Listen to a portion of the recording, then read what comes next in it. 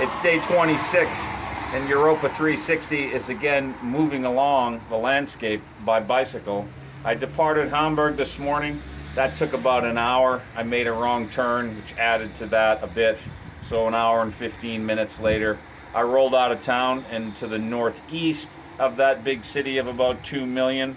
And now I'm closing the gap to Lübeck, a historic town very close to the Baltic. You might even argue is directly on the Baltic itself. And maybe the northern periphery of it actually is. From Lübeck, I will continue east and northeast, eventually to Rostok, which I have been reading about, looking into, thanks to the comfort of Clarissa's home the last 2 days. I know that tomorrow there's a ferry leaving Rostok at 9 a.m. and also one at 11 a.m.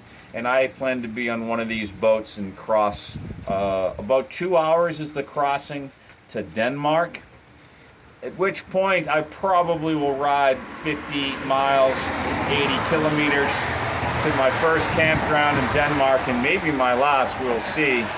And the next day I will ride in the direction of Helsingør, where I will catch another boat, much shorter ferry across a narrow strait to Sweden.